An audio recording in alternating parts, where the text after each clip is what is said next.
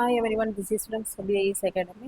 இப்போ நம்ம 8ஆம் தேதி தினமணி நியூஸ் பேப்பரில் இருக்கக்கூடிய கரண்ட் அஃபேர்ஸ் பார்க்கலாம். ஸோ ஃபஸ்ட்டு பார்த்தீங்க அப்படின்னா, சென்னை உயர்நீதிமன்றத்திற்கு 15 நீதிபதிகள் நியமனம். ஸோ இந்த topic group 1 main syllabus paper 3 பாலிட்டியில் நமக்கு ஹைகோர்ட்டில் வந்து கவர் ஆகும்.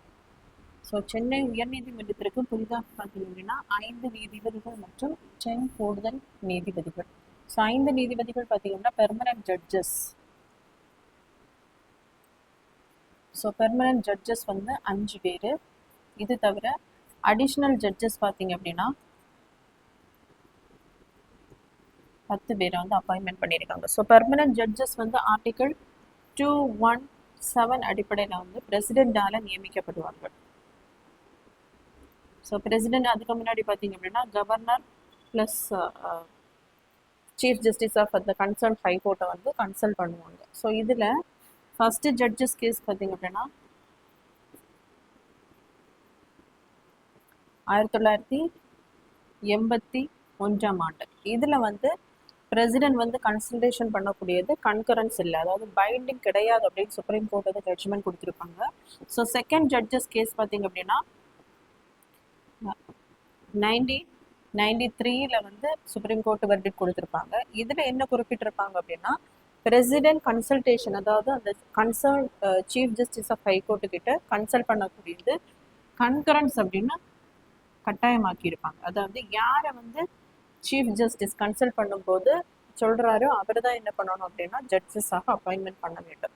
ஸோ மூன்றாவதாக பார்த்தீங்க அப்படின்னா தேர்ட் ஜட்ஜஸ் கேஸ் 1998. ஸோ இதில் chief justice of that concern high court மட்டும் கிடையாது, இதில் வந்து 2 சீனியர் மோஸ்ட் ஜட்ஜஸ் வந்து இருப்பாங்க. ஸோ இவங்க சேர்ந்து கலந்து ஆலோசித்தது மட்டுமே என்ன பண்ணும் அப்படின்னா பிரசிடென்ட் கிட்ட அந்த ரெக்கமெண்டேஷன்ஸ் வச்சுருக்கணும். ஸோ அவங்கள தான் என்ன பண்ணுவாங்க, பிரசிடென்ட் வந்து அந்த ஹைகோர்ட்டினுடைய ஜட்ஜாக வந்து அப்பாயின்மெண்ட் பண்ண முடியும். ஸோ இந்த பர்சன்ஸ் தான் நமக்கு இங்கே ஹைகோர்ட்டில் இருக்கக்கூடிய கொலீஜியம்னு சொல்லக்கூடியவங்க. ஸோ இதுக்கப்புறமா பார்த்தீங்கன்னா நமக்கு சுப்ரீம் கோர்ட்டில் தனியாக கொலீஜியம் இருக்கும். ஸோ அந்த கொலீஜியத்தில் பார்த்தீங்கன்னா chief justice of supreme court plus 4 senior most judges இருப்பாங்க. ஸோ இவங்க ரெக்கமெண்டேஷன்ஸை அவங்க கிட்ட சப்மிட் பண்ணாங்க. அதுக்கப்புறமா பார்த்தீங்க அப்படின்னா பிரசிடென்ட் வந்து அந்த கன்சர்ன் ஹைகோர்ட்டில் இருக்கக்கூடிய ஜட்ஜஸை வந்து அப்பாயின்மெண்ட் பண்ணலாம். இதில் இந்த பெர்மனன்ட் ஜட்ஜஸ் பார்த்தீங்கன்னா இவங்களுக்கான அந்த குவாலிஃபிகேஷன் இங்கே நம்மளுடைய சிட்டிசனாக இருக்கணும். அதுக்கப்புறமா ஜுடிஷியல் ஆஃபீஸராக பார்த்தீங்க அப்படின்னா 10 years சர்வீஸில் இருந்திருக்கணும். இல்லைன்னா அட்வொகேட். ஸோ எந்த கோர்ட்டில் வேணாலும் அந்த சக்சஷன் அடிப்படையில் 10 yearsல வந்து அட்வொகேட்டாக இருக்கக்கூடியவங்கள ஹைகோர்ட்டினுடைய ஜட்ஜஸாக என்ன பண்ணுவாங்க அப்படின்னா அப்பாயின்மெண்ட் வந்து பண்ணுவாங்க. ஸோ இது வந்து ஆர்டிகல் 217. இது தவிர ஹைகோர்ட்டில் வந்து நமக்கு ஒர்க் லோடு அதிகமாகும் போது என்ன பண்ணுவாங்க அப்படின்னா அடிஷ்னல் ஜட்ஜஸை வந்து அப்பாயின்மெண்ட் பண்ணுவாங்க. ஸோ இதனுடைய ஆர்டிகல் பார்த்தீங்கன்னா article 224. So additional judges article 224 அடிப்படையில் இவங்களை பார்த்தீங்கன்னா ஒரு டெம்பரவரி பீரியடுக்கு 2 years வரைக்கும் தான் இவங்க வந்து அந்த அடிஷ்னல் ஜட்ஜஸாக இருக்க வந்து அனுமதிக்கப்படுவார்கள். அதன் அடிப்படையில் அந்த கிரைட்டீரியா பார்த்தீங்கன்னா சேமாக இருக்கணும். அவங்க வந்து ஹைகோர்ட்டினுடைய ஜட்ஜ் ஆகிறதுக்குள்ள தகுதிகள் எல்லாமே இருக்குது. ஸோ இதன் அடிப்படையில் தான் பார்த்தீங்கன்னா பிரசிடென்ட் வந்து பெர்மனன்ட் ஜட்ஜஸ் 5 பேரையும் அடிஷ்னல் ஜட்ஜஸ் 10 பேரையும் வந்து அப்பாயின்மெண்ட் பண்ணிடுங்க. நெக்ஸ்ட் பார்த்தீங்க அப்படின்னா பொதுமக்களின் UPI பரிவர்த்தனைக்கு கட்டணம் இல்லை, நிர்மலா சீதாராமன். ஸோ இந்த topic group 1 main syllabus paper 4 எக்கனாமிக்ஸில் பார்த்தீங்கன்னா நமக்கு RBIல வந்து கவர் ஆகும். ஸோ இந்த UPI டிரான்சாக்ஷன் எல்லாமே கவனிக்கக்கூடிய பாடி பார்த்தீங்கன்னா RBIல இருக்கக்கூடிய national payment corporation of India.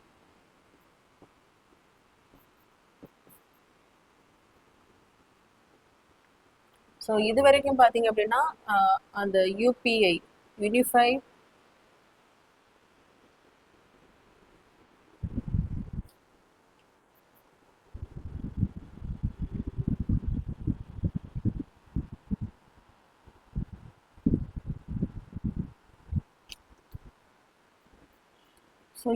பார்த்தீங்க அப்படின்னா அந்த யூனிஃபைடு பேமெண்ட் இன்டர்ஃபேஸ். ஸோ இந்த RBIக்கு பார்த்தீங்க அப்படின்னா 2007ஆம் ஆண்டு payment and settlement act settlement act 2007 கொண்டு வந்து தான் இந்த டிஜிட்டல் பேமெண்ட் எல்லாம் ரெகுலரைசேஷன் பண்ணுறதுக்கான அந்த உரிமை வந்து ஆர்பிஐக்கு வழங்கப்பட்டிருக்கும். ஸோ அப்போது பார்த்தீங்க அப்படின்னா அதில் இருக்கக்கூடிய பிரிவு 10 அதாவது 10ல் பார்த்தீங்கன்னா மெர்ச்சன்ட் டிஸ்கவுண்ட் ரேட்,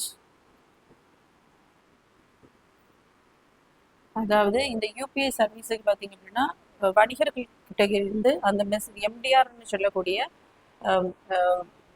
அந்த டிஸ்கவுண்ட் ரேட்டை வந்து, அதாவது அவங்க கிட்ட இருந்து எந்த அந்த பேமெண்ட்டுக்காக டிஜிட்டலாக அவங்க பண்ணும்போது அந்த பேமெண்ட்டுக்காக எந்த கட்டணமும் வந்து வசூலிக்க கூடாது அப்படின்னு சொல்லக்கூடியதான் பார்த்தீங்க அப்படின்னா நமக்கு 2007 பேமெண்ட் அண்ட் செட்டில்மெண்ட் ஆக்டில் இருக்கக்கூடிய பிரிவு 10. ஸோ இப்போ என்ன பண்ண போறாங்க அப்படின்னா அந்த வணிகம் பண்றவங்க கிட்ட இருந்து அவங்க வந்து ஜிபே இந்த மாதிரிலாம் ஆப்ஷன் டிஜிட்டல் பேமெண்ட் பண்ணும்போது அவங்க கிட்ட இருந்து என்ன பண்ண போறாங்கன்னா ஒரு சிறிய கட்டணத்தை வந்து வசூலிக்கிறதுக்கான அந்த உரிமை வந்து வழங்கப்படுது. ஸோ அதன் அடிப்படையில் தான் பார்த்தீங்கன்னா 2007 கொண்டு வந்து இந்த சட்டத்தை வந்து திருத்தம் பண்ணியிருக்காங்க.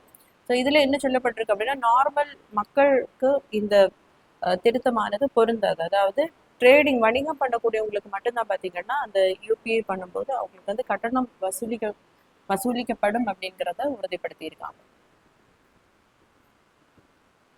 அடுத்ததான் ஆயுஷ்மான் பாரத் திட்டத்தில் விதிமீறல். ஸோ இது சென்ட்ரல் கவர்மெண்ட் ஸ்கீம்ஸில் வந்து கவர் ஆகும். நமக்கு ஆயுஷ்மான் பாரத் ஸ்கீம் அப்படின்னா ஒரு காம்ப்ரிஹென்சிவ் ஹெல்த் ஸ்கீமை பார்த்தீங்கன்னா சென்ட்ரல் கவர்மெண்ட் 2018 வந்து கொண்டு வந்திருப்பாங்க. இதில் 2 பில்லர்ஸ் இருக்கு. ஆயுஷ்மான் ஆரோக்கிய மந்திர், செகண்டா பார்த்தீங்கன்னா பிரதான் மந்திரி ஜன் ஆரோக்கிய யோஜனா. ஸோ இந்த ஆயுஷ்மான் ஆரோக்கிய மந்திர் அடிப்படையில் பார்த்தீங்கன்னா நிறைய இடங்கள்ல அந்த பிரைமரி ஹெல்த் சென்டர் அதே மாதிரி வெல்னஸ் சென்டர் வந்து சென்ட்ரல் கவர்மெண்ட் வந்து ஏற்படுத்தி இருப்பாங்க.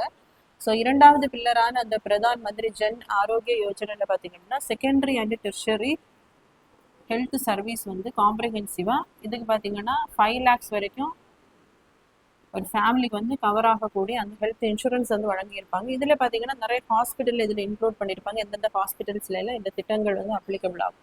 ஸோ அதுலேருந்து முறைகேடு பண்ணனால பார்த்தீங்க அப்படின்னா நிறைய ஹாஸ்பிட்டல்ஸ் வந்து இதுலேருந்து சேஞ்ச் பண்ணியிருக்காங்க.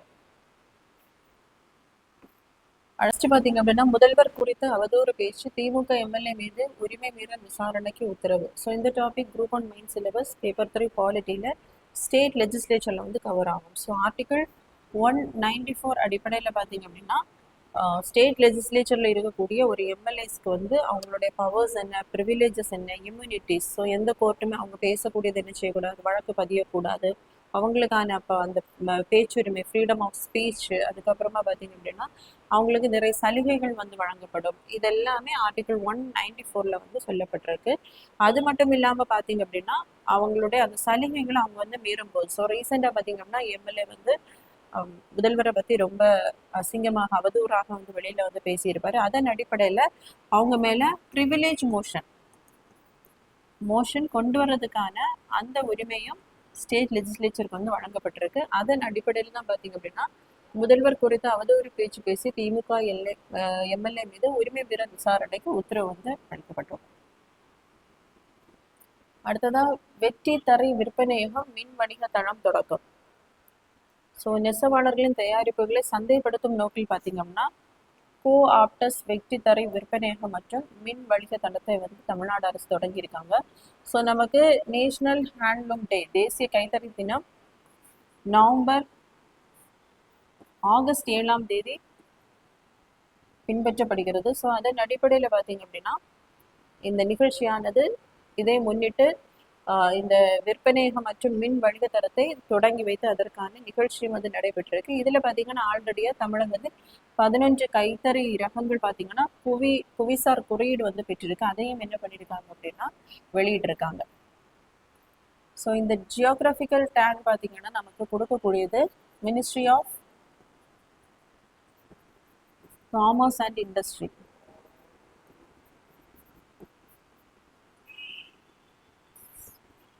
இருக்கக்கூடிய department of promotion of industry and internal trade. So இந்த மினிஸ்ட்ரியில் இருக்கக்கூடிய டிபார்ட்மெண்ட் தான் பார்த்தீங்க அப்படின்னா அந்த புவிசார் குறியீடை வந்து வழங்குவாங்க. ஸோ அதன் அடிப்படையில் பார்த்தீங்கன்னா நமக்கு அந்த கைத்தறி பயன்படுத்தி உற்பத்தி பண்ண அந்த சேலைகளுக்கு பார்த்தீங்கன்னா 11 கைத்தறி ரகங்களுக்கு ஆல்ரெடி இவங்க வந்து அந்த புவிசார் குறியீடு வந்து வழங்கப்பட்டிருக்காங்க. ஸோ என்னென்னா காஞ்சிபுரம் சில்க் சாரீஸ், திரிபுவனம், ஸோ இதெல்லாமே பார்த்தீங்கன்னா இந்த நிகழ்ச்சிகளில் வந்து காட்சியகப்படுத்தப்பட்டுள்ளது. அடுத்ததான் அரசு விரைவு பேருந்துகளில் ரூபாய் 10க்கு பயணி குடிநீர். ஸோ நமக்கு இது 2013ஆம் ஆண்டே பார்த்தீங்க அப்படின்னா அம்மா குடிநீர் அப்படிங்கிற பேரில் வந்து கொண்டு வந்திருப்பாங்க. அதாவது பயணிகளுக்கு 10 ரூபாயில் அந்த சுத்திகரிக்கப்பட்ட தண்ணி கொடுக்கக்கூடிய திட்டம். இது வந்து 2021 வந்து ஸ்டாப் பண்ணியிருப்பாங்க. மறுபடியும் பார்த்தீங்க அப்படின்னா பயணி என்ற பேரில் அரசு விரைவு பேருந்துகளில் இந்த 10 ரூபாய்க்கு சுத்திகரிக்கப்பட்ட தண்ணீர் வந்து வழங்கப்படும் அப்படிங்கிற திட்டத்தை வந்து அனௌன்ஸ் பண்ணியிருக்காங்க. அடுத்ததான் மதுபானங்கள் மீது புதிய வரி, தமிழக அரசு சட்ட முன்வரைவு தாக்கல். ஸோ இந்த topic group 1 main syllabus paper 3 நமக்கு சென்டர் ஸ்டேட் பாலிட்டியில் சென்டர் ஸ்டேட் ரிலேஷனில் வந்து கவர் ஆகும். ஸோ நமக்கு article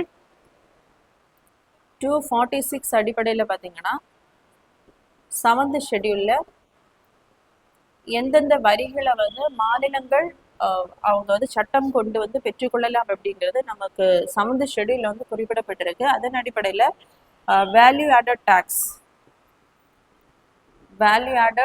tax on sales of petrol, diesel. First பார்த்தீங்கன்னா பெட்ரோல் அண்ட் டீசல். அடுத்ததா ஆல்கஹாலிக் கன்சம்ஷன்.